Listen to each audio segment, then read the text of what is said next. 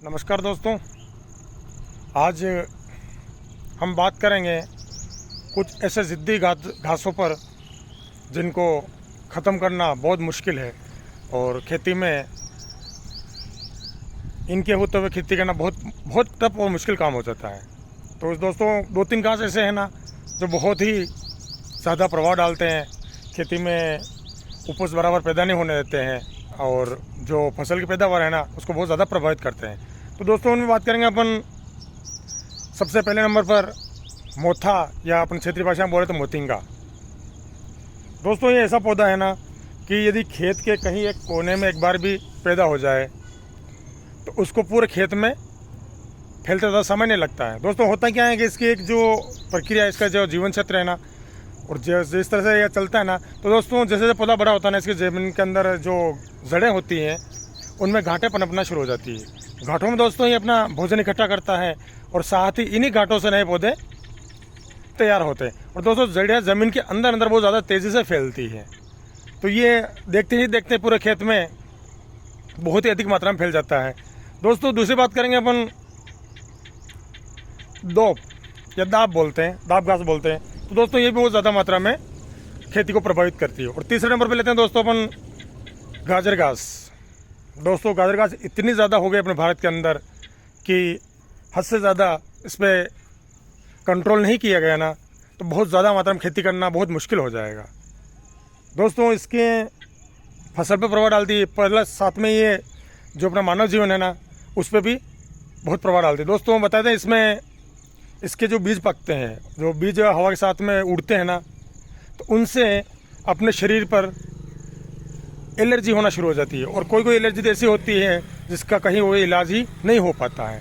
तो दोस्तों, आइए इन सारे के खरपतवारों के बारे में अच्छे से जानकारी लेते हैं और इनको कैसे ख़त्म किया जाए, वो भी जड़ से, और जैविक उपाय प्लस रासायनिक उपाय। तो दोस्तों, सबसे पहले बात करेंगे अपन मोथा की। किसान भाइयों, मोथा एक ऐसा खरपतवार है जो नियंत्रण नहीं किया गया तो खेती में बहुत ज़्यादा प्रभाव डालता है। और मोथा किस तरह से फैलता अपन जानते ही हैं, एक खेत के एक कोने में फैलने पर पूरे खेत में फैल जाता है। तो दोस्तों, सबसे पहले बात करेंगे इसकी अपन जैविक रूप से किस तरह से इसका नियंत्रण करें उसके ऊपर। तो दोस्तों, जब गर्मी का समय होता है उससे पहले जो अपनी फसल होती है ना, उस फसल की पूरी तरह से कटाई करके खेत को 4 से 5 दिन पड़ा रहने दें। उसके बाद में दोस्तों प्लाव से अच्छी गहरी जुताई करें। इससे क्या होगा, उसकी जो जड़ें हैं ना सारी ऊपर आ जाएगी। और जब गर्मी में गर्मी पड़ेगी, लू चलेगी, उस समय जड़ें सारी सूख के जल के ख़त्म हो जाएगी। किसान भाइयों, जब गहरी जुताई कर लें अपन और पलटी प्लो से पलटा मार दें, उसके बाद में खेत में कुछ नहीं करना है अपने को, पूरी गर्मी से ही पड़ने देना है। जब बारिश का समय आने को होना उस समय खेत की तैयारी करनी, बाकी पूरी गर्मी ऐसे ही खेत को खाली रहने देना है। तो दोस्तों, ये तो हो गया जैविक तरीका। और यदि अपन रासायनिक तरीके की बात करें तो दोस्तों, इसके लिए मार्केट में BASF में भी दवाइयाँ उपलब्ध हैं, और अपन धानुका में देखें तो भी दवाइयाँ उपलब्ध हैं। तो दोस्तों, BASF में बासाग्रान करके एक दवाई है, इसका स्प्रे गर्मी के समय जब खाली खेत होना उस समय जिस जिस एरिया में मोथा घास या मोतिंगा होना उस जगह को अच्छे से गीला कर दे, मोटर चला के पानी भर दे।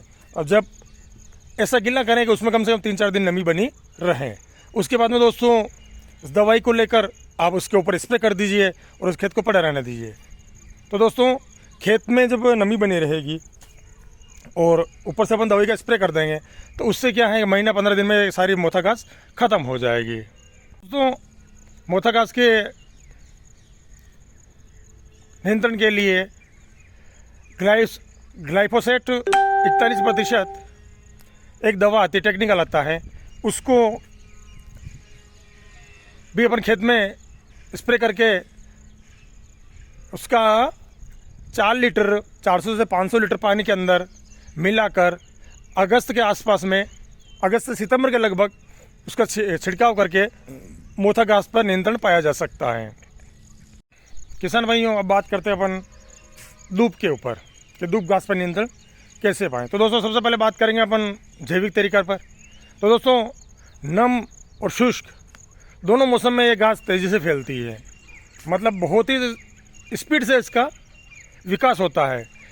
सबसे ज़्यादा प्रकोप खरीफ की फसलों में देखा जाता है, और इसके नियंत्रण के लिए किसान भाइयों सबसे अच्छा तरीका और जैविक तरीका कि जब ग्रीष्मकालीन मौसम हो ना, गर्मी का मौसम हो, उस समय ऐसे पलटी प्लो से अंदर गहराई तक इसकी जुताई कर देनी चाहिए। जिससे क्या होगा कि पलटी प्लो से जब मिट्टी के पलटी लगेगा ना तो दूब पलट कर सारी ऊपर आ जाएगी और इसकी जड़ें सूख जाएगी और इस तरह से अपन खेत के अंदर दूब घास को भी ख़त्म कर सकते हैं।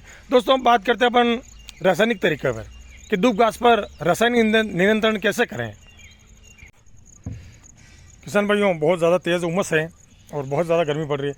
दोस्तों, वीडियो बने रहेगा। लास्ट में एक ऐसी दवा बताऊंगा मैं जिससे हम लोग मोथा घास पर, दूब घास पर और जो गाजर घास होते हैं, कुछ लोग इसको कांग्रेस घास भी बोलते हैं, तीनों के ऊपर नियंत्रण किया जा सका। तो वीडियो अंत तक बने रहेगा। तो दोस्तों, बात करें तो अपन दूब घास की। दूब घास पर दोस्तों पैराक्वाट खरपतवार की 1 किलोग्राम दवा 500 लीटर पानी मिलाकर भी जिस खेत के अंदर अपने दूब घास है ना उस पर स्प्रे कर सकते हैं और उसके बाद में बुआई कर सकते हैं। तो दोस्तों, ये तो हो गया जैविक और रासायनिक उपाय। अब बात करेंगे हम गाजर घास या कांग्रेस घास के ऊपर। यूँ गाजर घास का बहुत ही खतरनाक और बहुत ही एलर्जी वाला काम है। जो लोग इसके संपर्क में आते हैं ना तो एलर्जी होने से नहीं बच सकते हैं। ना इसको जानवर खाते हैं और दोस्तों इसको फैलाव इतना जल्दी होता है कि बिना किसी केमिकल के अपन इसको ख़त्म नहीं कर सकते। तो दोस्तों, सबसे एक बेस्ट तरीका है अपना आयोडीन नमक 20 ग्राम प्रति लीटर पानी में मिलाकर भी इसका स्प्रे अपन कर सकते हैं और गाजर घास को ख़त्म कर सकते हैं। और दोस्तों, सिट्राजन नाम की दवाई आती है, उससे भी अपन गाजर घास को ख़त्म कर सकते हैं। दोस्तों, तीसरा उपाय है और रामबाण सटीक उपाय है। दोस्तों, उससे अपन मोथा घास, दोब और गाजर घास तीनों पर नियंत्रण पा सकते हैं। दोस्तों, मैंने वीडियो के अंत में बीच में बोला था कि वीडियो के अंत में एक से ज़्यादा दवा बताऊंगा जिससे तीनों घासों पर, जो जिद्दी घासें हैं तीन, इनके तीनों के ऊपर नियंत्रण किया जा सकता है। तो दोस्तों, मोथा घास हुआ, दोब घास हुआ या फिर गाजर घास हुआ, तीनों के अलग अलग उपाय भी बता दिए हैं। और अंत में लास्ट में एक उपाय है कि मीरा गोतर, मीरा एक्सेल करके भी एक दवाई आती है और इसी जो केमिकल है ना, इनमें अलग अलग कंपनियों में अलग अलग दवाएं अलग अलग नाम से मिल जाएगी। तो दोस्तों, इन तीनों घासों पर उसका बहुत ही अच्छा रिजल्ट है। मीरा गोतर का आप स्प्रे कीजिए, गाजर घास हो, दोब हो या फिर मोथा हो, तीनों घास एक साथ में समाप्त हो सकती है। तो दोस्तों, आज के वीडियो में इतना ही। मिलते हैं किसी अगले वीडियो में एक नई जानकारी साथ में। तब तक के लिए जय हिंद, जय भारत, जय जवान, जय किसान। दोस्तों, वीडियो पसंद आए लाइक करिएगा, शेयर करिएगा, कमेंट करिएगा और जो चैनल पर पहली बार हैं वो चैनल को सब्सक्राइब करना ना भूलिएगा।